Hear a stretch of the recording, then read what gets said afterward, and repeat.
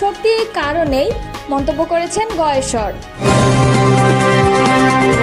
শেখ হাসিনা ক্রীড়া অঙ্গনকেও কলুষিত করেছে বললেন হাফিজ। সালাউদ্দিন বলেছেন, যারা সংখ্যানুপাতিক নির্বাচন চাইছে তারা একটি চরের দল। আওয়ামী নেতাদের পৈশাচিক দমন-পীড়ন ছিল এজিদ বাহিনীর সমতুল্য। এতক্ষণ শুনছিলেন সংবাদ শিরোনাম, এবারে বিস্তারিত। সংসদ নির্বাচন আটকানোর শক্তি কারণেই বলে হুঁশিয়ারি উচ্চারণ করেছেন বিএনপি স্থায়ী কমিটির সদস্য গয়েশ্বর চন্দ্র রায়। শনিবার বিকেলে ঢাকার কেরানীগঞ্জে এক সমাবেশে এই হুঁশিয়ারি দেন তিনি। গয়েশ্বর চন্দ্র রায় বলেন, নির্বাচন করতে হবে, নির্বাচন আটকানোর শক্তি কারো হাতে নেই যদি আমরা নামি। যারা বলে 16 বছরে আমরা কিছু করতে পারিনি, তাদের বলবো আমরা এখন 16 দিনে তা দেখিয়ে দিতে পারি, আমরা দেখাবো না। একজন ভদ্রলোক মানুষ ওয়াদা করেছেন, তিনি তার ওয়াদা পূরণ করবেন, যথাসময়ে নির্বাচন দেবেন, এ প্রত্যাশা নিয়ে আমরা ধৈর্য ধরে আছি। জামায়াতে ইসলামীর সমালোচনা করে তিনি বলেন, শিক্ষা আর স্বাস্থ্য দুটো দখল করেছে জামায়াত, ওখানে আর কারো কোনো ঠাঁই নেই। মাঝে মধ্যে অনেকে বলে ভারতের দালাল, যারা ভারতের দালালি করে তারাই ভারতের দালাল। যারা নির্বাচন চায় না, সংস্কার করে এটা সেটা, এগুলো তো ভারতের দালাল। এরাই কিন্তু গোপনে আওয়ামী লীগের জঘন্য লোকদের তাদের দলের সদস্য বানাচ্ছে। এ সময় মাদক ও অস্ত্রমুক্ত কেরানীগঞ্জ গড়ে তুলতে উন্নয়নের একটি বৃহৎ পরিকল্পনা প্রণয়ন করার কথাও জানান গয়েশ্বর। কেরানীগঞ্জের চুনকুটিয়ায় সুভাড্ডা গার্লস স্কুল প্রাঙ্গণে দক্ষিণ উপজেলা বিএনপির উদ্যোগে যথাসময়ে সংস্কার ও দ্রুত সময়ে নির্বাচনের দাবিতে এ সমাবেশ অনুষ্ঠিত হয়। কেরানীগঞ্জের বিভিন্ন ওয়ার্ড থেকে নেতাকর্মীরা মিছিল নিয়ে এই সমাবেশে অংশ নেয়। সভাপতির বক্তব্যে কেরানীগঞ্জ দক্ষিণ বিএনপির সভাপতি নিপুণ রায় চৌধুরী বলেন, জনগণ সুষ্ঠু নির্বাচন চায়, ভোট চায়। এ নির্বাচন আর দাবি নয়, এটা এখন আমাদের আদায় করে নিতে হবে, এটা নিয়ে গড়িমসি মেনে নেওয়া হবে না।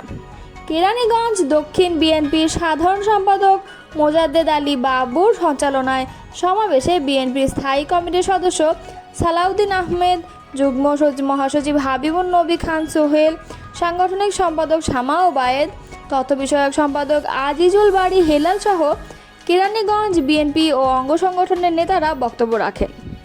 শেখ হাসিনা দেশের ক্রীড়া অঙ্গনকেও কলুষিত করেছে বলে মন্তব্য করেছেন বিএনপি স্থায়ী কমিটির সদস্য হাফিজ উদ্দিন আহমদ। তিনি বলেন, জনগণের দায়িত্ব দিলে বিএনপি ক্রীড়া অঙ্গনে জন আকাঙ্ক্ষার প্রতিফলন ঘটাবে। শনিবার বিকেলে রাজধানীর ধানমন্ডিতে এক ফুটবল টুর্নামেন্টের উদ্বোধনকালে তিনি এসব কথা বলেন। 24 জুলাই অভ্যুত্থানের শহীদদের স্মরণে ঢাকা মহানগর উত্তর বিএনপির উদ্যোগে রাজধানীর ধানমন্ডি মাঠে এই টুর্নামেন্ট অনুষ্ঠিত হয়।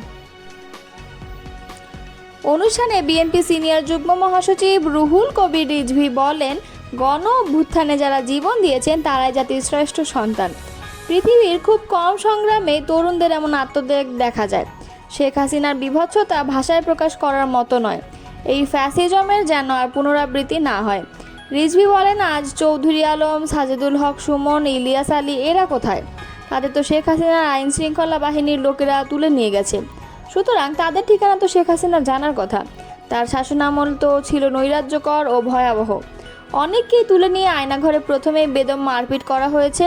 অতি সম্প্রতি গুম কমিশনের দ্বিতীয় রিপোর্ট যেটি জমা দেওয়া হয়েছে, তাতে যে তথ্য উল্লেখ আছে তা যদি পড়ি তাহলে আমাদের রক্ত হিম হয়ে যায়, লোম খাড়া হয়ে যায়। যৌক্তিক সময়ের মধ্যে নির্বাচন আয়োজন করতে হবে উল্লেখ করে রিজভী বলেন, নির্বাচন ঘিরে ষড়যন্ত্র চলছে। অনুষ্ঠানে বিএনপির যুগ্ম মহাসচিব খায়রুল কবির খোকন, জুলাই আগস্ট গণ অভ্যুত্থান শোক ও বিজয় বর্ষপূর্তি পালন কমিটির সদস্য সচিব ও বিএনপির গণশিক্ষা বিষয়ক সম্পাদক ও অধ্যাপক ডাক্তার মোর্শেদ হাসান খান, মহানগর উত্তর বিএনপির আহ্বায়ক আমিনুল হক প্রমুখ উপস্থিত ছিলেন। বিএনপি স্থায়ী কমিটির সদস্য সালাউদ্দিন আহমেদ বলেছেন, যারা 14 দলের নামে আওয়ামী লীগের সঙ্গে ছিল তারাই এখন সংস্কার কমিশনে এসে বড় বড় কথা বলছে। সোহরাওয়ার্দী উদ্যানে যারা সংখ্যানুপাতিক নির্বাচন চাইছে তারা একটি চরের দল। তারা আগে আওয়ামী লীগের সঙ্গে আঁতাত করে নির্বাচনের বৈধতা দিয়েছিল। শনিবার ঢাকা জেলার দক্ষিণ কেরানীগঞ্জের থানা সমাবেশে তিনি কথা বলেন। বিএনপির অন্যতম শীর্ষ এই নেতা আরও বলেন, গণতন্ত্রের ইতিহাস ভুলিয়ে দেওয়ার অপচেষ্টা চলছে।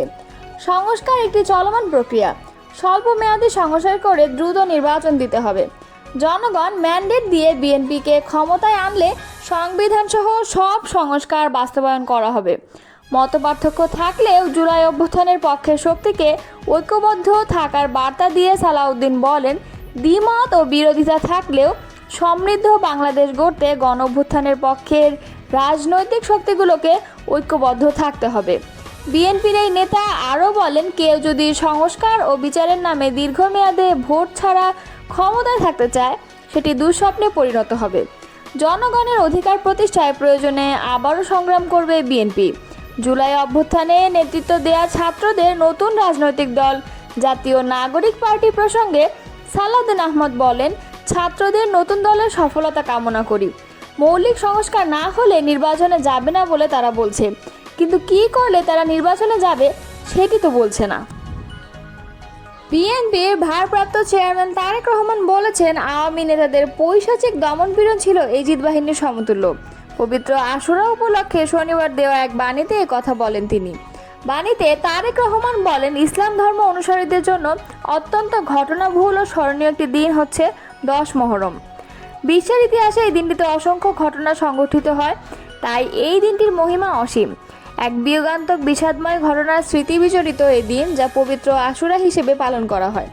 তিনি বলেন, অন্যায়, অবিচার, জুলুমের বিরুদ্ধে লড়াই করতে গিয়ে মহানবী হযরত মুহাম্মদ সাল্লাল্লাহু আলাইহি ওয়াসাল্লামের প্রিয় দৌহিত্র হযরত ইমাম হোসেন রাদিয়াল্লাহু তাআলা আনহু এই দিনে কারবালার প্রান্তরে শাহাদাত বরণ করেছিলেন। এই দিন শোক ও শ্রদ্ধা ও আত্মত্যাগের দিন। তারেক রহমান বলেন, জাগতিক অন্যায় ও দুর্নীতির প্রতিবাদ এবং ইমাম হোসেন রাদিয়াল্লাহু তাআলা আনহু-এর আত্মত্যাগ বাংলাদেশ সহ সারা দুনিয়ার মুসলমান ও বিশ্ববাসীর জন্য এক অনুকরণীয় দৃষ্টান্ত হয়ে আছে। ইমাম হোসেনের কষ্ট ও শাহাদাত এবং ইসলাম বাঁচিয়ে রাখার জন্য তিনি যে আত্মত্যাগ করেছিলেন তা দুনিয়াতে এক বিশাল প্রেরণা উৎসস্থল হিসেবে বিবেচিত হয়। অন্যদিকে সৃষ্টিকর্তা কেন্দ্রিক ন্যায় বিচার, তাকওয়া, ত্যাগ ও মানবিক মর্যাদার মর্মবাণী প্রকাশিত হয়। হযরত হোসেন রাদিয়াল্লাহু তাআলা আনহু-এর শাহাদাত অন্যায়, অত্যাচার ও নিপীড়নের বিরুদ্ধে এক নজিরবিহীন আদর্শিক সংগ্রামের উদাহরণ উল্লেখ করে তারেক রহমান বলেন, ক্ষমতার প্রতি নিবিড় নিবিষ্ট মোহে আচ্ছন্ন থেকে যারা ইনসাফ ও মানবতাকে ভুলুণ্ঠিত করেছিল, তাদের বিরুদ্ধে ইমাম বাহিনী যুদ্ধে নিজেদের জীবন উৎসর্গ করেছিল। কারবালায় ইমাম বাহিনীর শাহাদাত বরণ সর্বকালের দেশে দেশে অত্যাচারিত কবল থেকে মুক্ত হতে নিপীড়িত মজলুম মানুষকে উদ্দীপ্ত করে আসছে। তিনি আরও বলেন, গত 16 বছরে পতিত আওয়ামী ফ্যাসিস্ট সরকার সব ভাওতাবাজি নির্বাচন, মানুষের ভোটাধিকার হরণ, গুম, বিচার বহির্ভূত হত্যা, সন্ত্রাস, হানাহানি ও দেশের টাকা বিদেশে পাচারসহ এক অবর্ণনীয় শোষণ এবং জুলুমের রাজত্ব কায়েম করেছিল। বিএনপি চেয়ারপারসন বেগম খালেদা জিয়াকে মিথ্যা মামলায় ফরমায়েশি রায়ে সাজা দিয়ে কারারুদ্ধ করে রাখা হয়েছিল এবং তাকে সুচিকিৎসা বঞ্চিত করে মৃত্যুর মুখোমুখি দাঁড় করানো হয়েছিল। বিএনপির ভারপ্রাপ্ত চেয়ারম্যান বলেন, দেশ ছেড়ে পালিয়ে যাওয়া নিষ্ঠুর আওয়ামী নেতাদের পৈশাচিক দমনপীড়ন ছিল এজিদ বাহিনীর সমতুল্য। ইমাম হোসেন রাদিয়াল্লাহু তাআলা আনহু ও তার ঘনিষ্ঠজনদের আত্মদানের চেতনায় দেশে ন্যায় ও ইনসাফ প্রতিষ্ঠিত না হওয়া পর্যন্ত আমাদের নিরন্তর সংগ্রাম চালিয়ে যেতে হবে। আর কোনোভাবেই যাতে নির্দয় অত্যাচারীর অভ্যুদয় না ঘটে, সেজন্য ইমাম বাহিনী যুদ্ধ আমাদের সবসময় প্রতিরোধের প্রেরণায় উদ্বুদ্ধ করবে।